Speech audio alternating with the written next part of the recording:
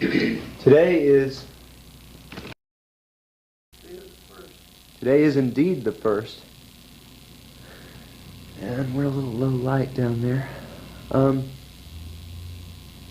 1st of August, 1994, and I'm speaking with A.T. Mauldin. And what does the A.T. stand for? Archie Thomas. I was named for my grandfather, who was in the Civil War. Yes, sir. And I was raised in Hart County. And I had since graduated from the University of Georgia in 1932. I have taught vocational agriculture, except during the service during World War II. I was called in as a reserve officer, and I served there. And I came out. I had an accident and was wounded in the airplane outside of Paris, France. And I was discharged at the end of the war. I stayed until the end of the war, and I came out and have been in the retired reserve since that time. Mr. Mauldin, you and I are meeting today in Lavonia, Georgia, at the county library here. And when did you move to this county? When to move to this county? Yes. I came to this county on graduation from the University of Georgia in 1932 to teach vocational agriculture at the Franklin County High School. I taught in the Franklin County High School for 10 years. I came to Lavonia for 1 year and was called, I had a reserve commission from the ROTC, and I was called into service just after Pearl Harbor. I was notified the next week to get a physical and be ready to go. Then I was called in March, on March 26th, I believe the date was. And I stayed in then until the end of the war, and I wound up in Europe. And I had a little over 2 years of overseas work. I was a non-flying officer, but I was assigned with the U.S. Air Force. And I served in the supply and materiel over there. But I was ordered to duty to report to Denver, Colorado in 1932. And from 1932, from Colorado, I was referred to Charlotte, North Carolina, on the Providence, Rhode Island. And in Providence, Rhode Island, I was with the 9th Air Force there, and I was supplying material. And my unit was ordered to go overseas to South Africa. And on the day that we were leaving, I was responsible for ordering the train and getting the supplies and everything. So at the end of the day, about a few hours before the train was to leave, a young lieutenant came into my office and had orders relieving me and assigning him to that position that I had. The reason that they kept me there is because I was charged with making up memorandum receipts for everything that was on the camp, post-camp and station. And I worked there for several months, and I wound up there as commander of a unit with 1,500 men, 96 airplanes, and no officers. So they began to come in, and then a few weeks after that, there was a colonel assigned to our unit. And after I was there for a couple of years, no, about a year, I guess, a little over a year, picking up all the memorandum receipts of the airplanes, and everything was on the station, including the transportation. And then I went to, after I finished that, I was ordered to Philadelphia, and I joined the 29th Tactical Air Command, Air Defense Wing, actually, at that time, in Philadelphia. And from Philadelphia, I joined I reported to a Colonel, B.M. Hovey, who was a West Pointer, about 32 years, I believe, in service. And so he questioned me about why I was so late getting there. He had been looking for me for several months, but I didn't know it, of course. But anyway, I went overseas with him, and he was transferred a number of times, different stations, and every time he was transferred, he carried me with him until I left. After the World War was over, we wound up in Berlin, Germany, and so I came home from Berlin. I had a little over 4 years and 6 months. During the invasion, I was ordered. There was 5 of us in our headquarters, the tactical air command, that we knew what day the invasion was coming, who was going to be in with directly under General Eisenhower's office in Paris. We were stationed down in the southern part of France. And so we were, 5 of us would meet every night and go over the plans. And we had direct orders that we would not cross the channel under any circumstances during the day of the invasion in Normandy, because they were feared that we might get captured. And we had the knowledge of who was going, what was plans were, and everything. But on the morning of the invasion, my general, he was General Hovey at that time, he had been promoted to general, came by my office and asked me to go and take a ride with him. We had a liaison airplane, and he told me, he says, now, we had orders we cannot cross the channel, but it doesn't say we can't fly over the channel. So we flew up and down over the channel and watched the invasion in Normandy. Watched the ships being sunk, airplanes, men, and that was a horrible, horrible experience. They were trying to go up this high mountain there, and the Germans were right over. They must have had the information some way that we were coming in. But our airplanes, we had to stripe all of them underneath, black and white, so that they could be distinguished from the air and from the ground, so that our artillery would not shoot our own airplanes down. But I did see a good many of the German planes shot down out there during the invasion that day. But then from there, I crossed the channel then in a few days and went over on the beachhead. And the first night or two, on the 2.5-ton truck. There's sort of some protection.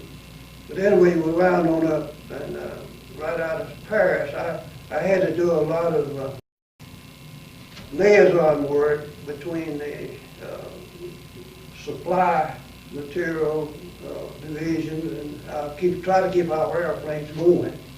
And one day I had been down to a depot and was flying back, just the pilot and me, and we did a ground loop. The airplane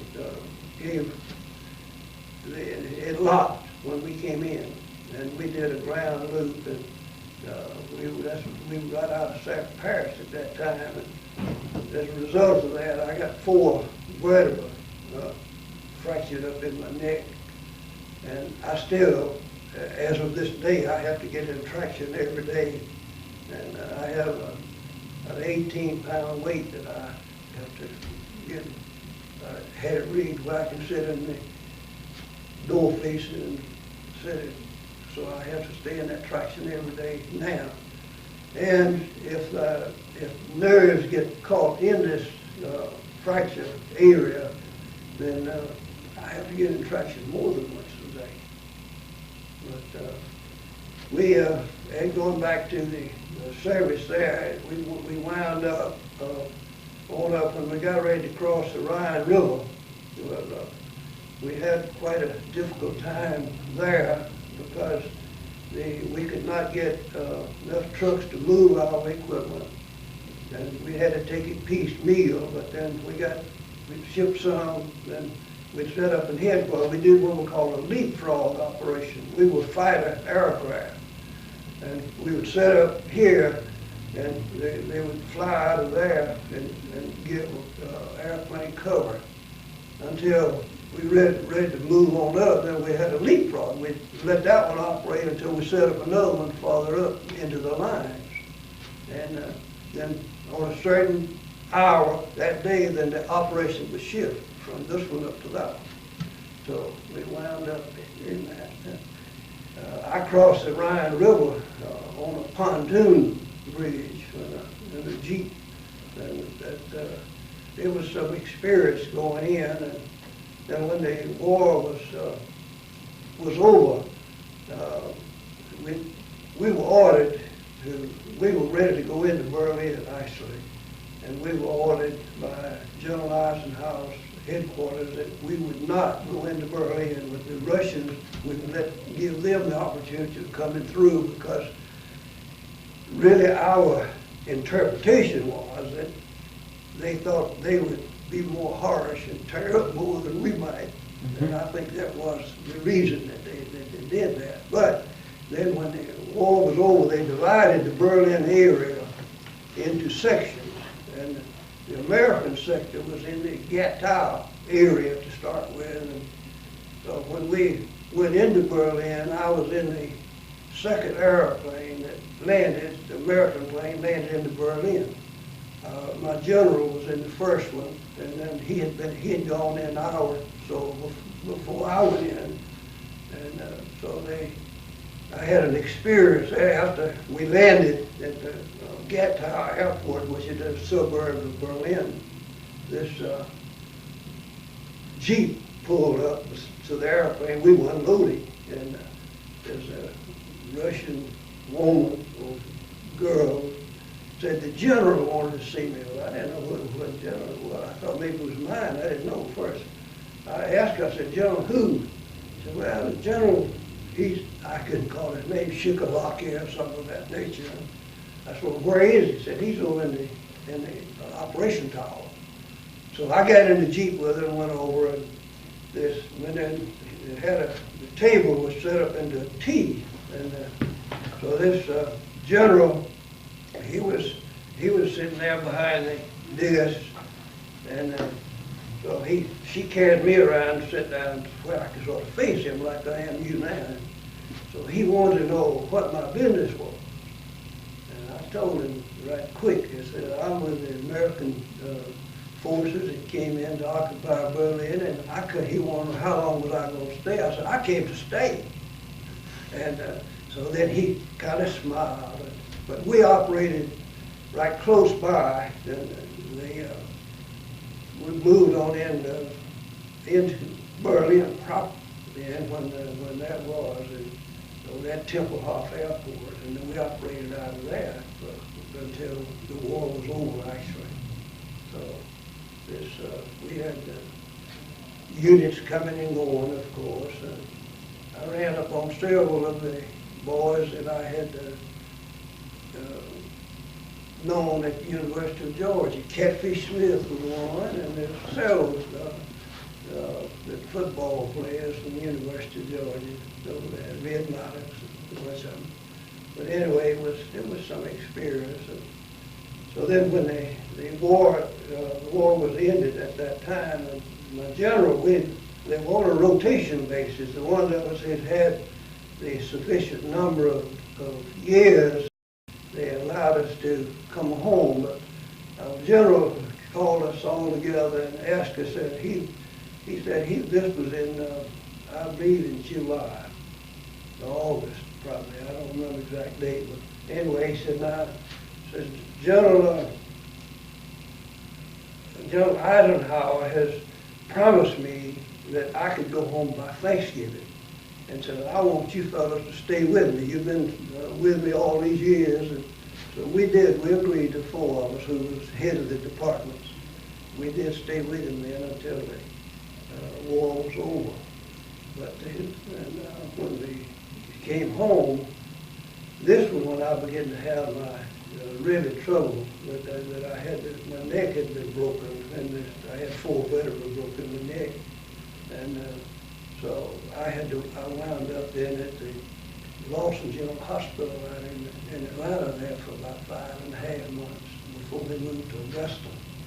But anyway, I had to go at the end of my term there, after the 5.5 months, I had to go before a disposition board. They had my x-rays and my history, and the disposition board told me that they put me on retirement, and I came out. But my general going back, General Hovey, who I was with all the 4 years overseas, had been assigned to Bolden Field in Washington, D.C. as commander of the field, and he had asked me to stay in service and head up his force section. And I had promised him that if I stayed in, I would be with him for at least 2 years. I said, I'm not going to promise you I'll be in for life, but I'll stay with you for 2 years. But anyway, when I went before the disposition board, they disqualified me for foreign service due to my injury. And so I had ended with that. And then I came back to this county where I had left and started teaching vocational agriculture again. And I taught there until I retired. With my disability, I had my service connection was such helped on my nerves that I could not continue to teach. And so I retired from that. I ended my career there. Did you teach in the high schools then? In high school. And what year did you retire from that? From that, I retired in '64, in July '64, and I started running for the General Assembly of Georgia in July. See, that was only temporary, a few months at a time. At that time, I was elected representative for this county, of Franklin County, then in '75, and I stayed there because that's when they began to add counties and shifted the power, you might say, from the rural to the urban areas. And so after I served Franklin County for a couple of years, they added Banks and Hart County and gave 2 of us, 2 representatives for 3 counties. They began to double up that way. So I stayed that way for, I believe it was 4 years. And then the rest of the time they added another one, and we had 5 whole counties and 2 part counties, part of 2 counties, and there was 3 of us. So, and then I got in shape then that I had a heart attack, and I had this heart attack, and my doctor and my family, I had already run my next race. This was in March, and I was getting ready, but I had no opposition for that coming year. But my doctor and my family didn't think that I ought to serve.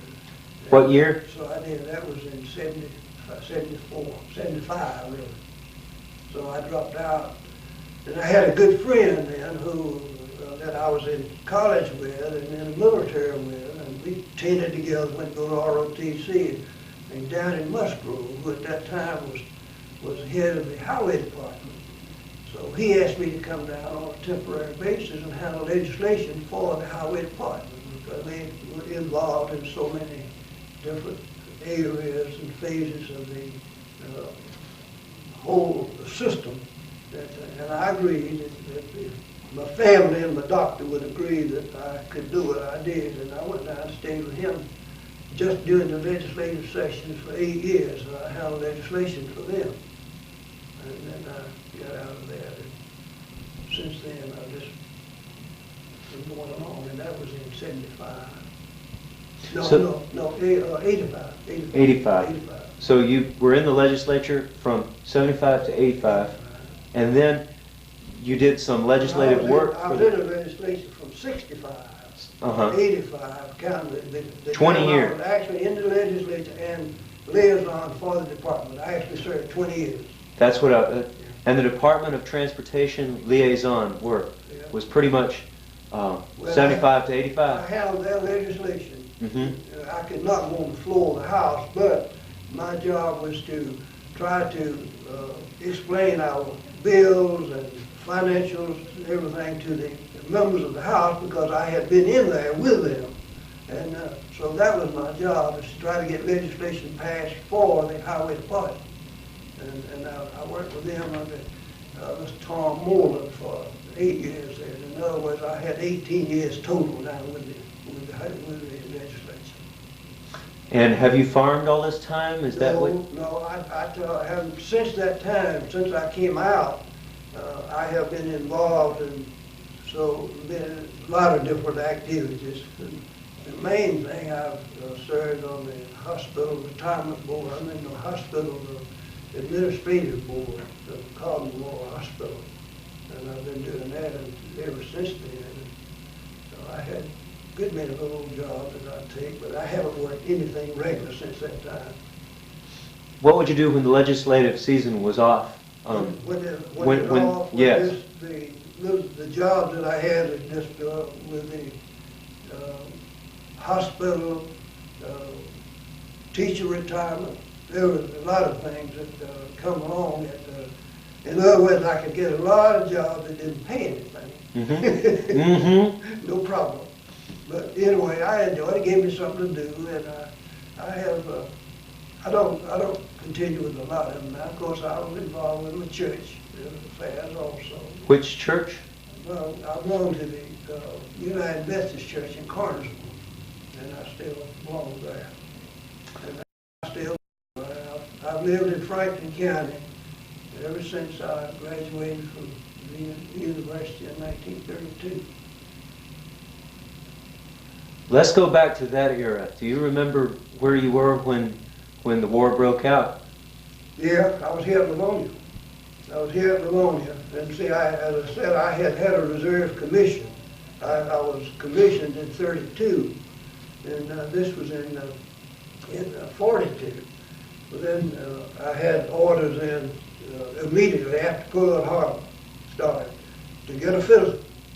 And I had to get a physical and be ready. Then this was in January, and then in March they called me in service, and I had to report to Denver, Colorado with the Air Force. See, the ones I was in the cavalry, I was a cavalry officer, and the ones I was in the cavalry, they had no use for that very many. They used a few cavalry officers, but the majority of us either had to go with the Armored Division or with the Air Force. We didn't have a choice. I don't know how they selected them, but my orders were that I would report to Denver, Colorado as an Air Force officer. And you had done ROTC at the University of Georgia? Yeah. I was an adjutant there. I was the second in command over there with my ROTC unit. And I had a pretty good record there, and I think it helped me a lot in getting the assignment I got. But I was with the Air Force all the time during the war.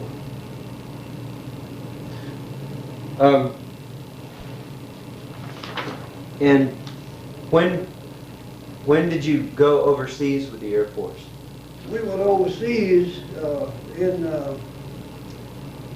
I'd have to go back and think about my years. I stayed I went in 42, and I went overseas in 44, and I stayed till 46. So you were stationed in England? Yeah. Right out of Paris, and we drew our equipment along over there. General Eisenhower's office was in Paris. We were building up our equipment, and of course we had to keep everything ready that we could, a shipping list that we could go across the channel. And as we were drawing our equipment, about every week or 10 days, I'd have to go into General Eisenhower's office and change our square footage. And we just allowed so many cubic feet, on the ship. And so I had to keep up with that. It was some experience, but we stayed pretty busy. Can you tell me anything about being a Yank over there in Britain? About being an American in England before the invasion? We did not have communications a whole lot with the civilians. There was some, of course, only there was some few that we had with us, but that's all. But see, we didn't have much communication with them because we were in our own camp, carrying on our own activities and all that during that time. Great. Excuse me one moment. This is wonderful. Okay, well, let me. Can we take just a minute and then I'll wrap this up? And just let me pause this for just a moment. Well, can you tell me anything then about, say, VJ Day? About well, on VJ Day, no, see, that was the beginning of the war. I was talking about when you heard of a victory over Japan in the European theater. I did not go. I was not in that theater at all.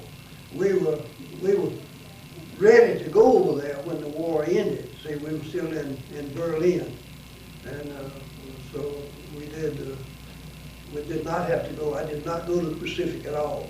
I came direct home from England, and that's when I had my trouble with my neck, and after I found out I had 4 vertebrae broken in my neck, and so that's why I got tied up in the hospital for about 5 months, 5.5.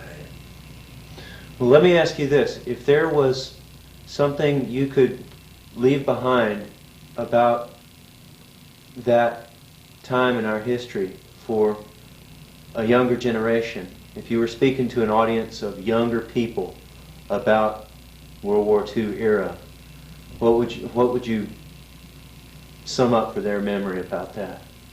Well, I don't know, it me hadn't thought that much about it, but you know, the attitude of our younger generation is much different from what it used to be, as I can see it. But I remember one thing that a superior officer told me when we went in and were briefed shortly after. Well, this was in Denver, Colorado. He was briefing us on the war, and we knew part of us were going to the Pacific, part were going to the Atlantic side. And he told us, the group, he says, well, they asked me to give you some advice, and says, the only advice that I think I could give you to be worth anything, while you're in the Army, says keep your eyes and your ears open and your mouth shut. I thought about that a lot of times. You see, don't be trying to run it for somebody else. That was his advice, and I remembered that. But anyway, I think anybody that goes into service should be loyal and respect the superior officers, because somebody has to be in charge. Everybody can't be in charge of any one thing, I don't think, and that includes the service as well. But I don't know of a lot of advice I could give on anything else, because I've been separated from it for a good while. I still belong to the Retired Officers Association and all that, but there's no direct connection there with the forces as it is today. Of course, we keep up with it through the newspapers and all this, you know. It was some experience. Thank you very much for coming and speaking with me this morning. Well, I've enjoyed it in a way that I'm sorry I didn't have it organized where I could go, but this ramble through. And there's one thing that I would like to say to you is this, that while I was in Providence, Rhode Island, all of the officers that had any flying status were ordered out to go overseas. And I had more service than any of the officers left on, and I was left there in charge of the station.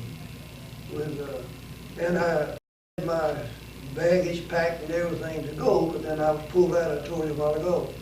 And I was left there, had 90-something airplanes on the ground, and some 102 vehicles, 1,500 men, and payday coming up. I didn't know a thing about the A1 section. But I did have to go and draw the money and pay them in and all this. So it was an experience that I got. But I ran up on one officer that was went to South Africa with the unit that I was to go with, and he said there wasn't but 2 or 3 of them that made it back. It was just the whole unit was wiped out in South Africa. What are you doing in South Africa? Well, what year? The war was, I don't remember who, General Eisenhower was in charge of it, but see, the first really conflicts they had was in South Africa, and then they moved from there into Europe, coming on. Do you mean North Africa? Yeah. North Africa, of course. Yeah. That's the way they started. I was the experience that I had. The reason, I don't think I told you this, the reason that we could not go across the English Channel on D-Day was that we had all the plans, and we knew who was going, all this, and so that was the reason. But we flew over the channel. I watched it from there. Then I went in then about 2 days later. It was something to see. It was Thank you again. Going back, summing the whole thing up, it's I heard a good many of the soldiers say, well, they had been overseas and had been fighting the war, and said if they ever had another war and they fought it, they're going to have to come over here. I said, well, I feel different, because I see what people had to go through with the houses and the homes being bombed and everything, people killed, and I said, if we ever have another, I don't want it to be in America. I want it to be somewhere else, because I have that much sympathy for our people. I don't want it to come to America. But anyway, it was an experience that you... and I was getting to the age almost where I would not be called, but I would not have felt right, all of my friends and people going, if I had not gone. I knew a few people that tried to pull a few pranks to keep from going in service, but I just felt like it was my duty, and if the others went, that I should go. Because I had a wife and one son, and they lived here in Lavonia. We lived at the time. So my wife and I were both raised in Hart County, so she went back to Hart County and lived with her mother and my son, she and my son, while I was overseas. But I would not have felt right, other people going and so many of them getting killed and me not going. So I felt like I should do my part. And I'm thankful I did. It's a great privilege to meet you, sir. Well, I've enjoyed it. I've enjoyed it. I've rambled and all, but there's so many things that I could go back and relate about the different things in the war that happened and all this, but I don't think it would be too much value of other people. Well, do you mind if I contact you again? I'd like to be glad for you to meet with you again, sir. Be glad for you to anytime. I live at Carnival, so I had some experience. I saw a lot, and I was lucky. Of course, as I say, I got this neck injury that I have to get in traction every day now, but I was lucky. So I saw so many people when I was at the hospital. Some didn't have any arms, some of them no legs, and it just made me feel good. some of the people in there, going back to this, that were in the hospital at the old Lawson in Atlanta, they would send people in there, and some of the, one fellow came in, I remember particularly, he didn't have but one limb left, and he was just the life of the whole group. He didn't feel sorry for himself, but he made so many of them feel ashamed of themselves for feeling sorry for them. And it just made me feel good.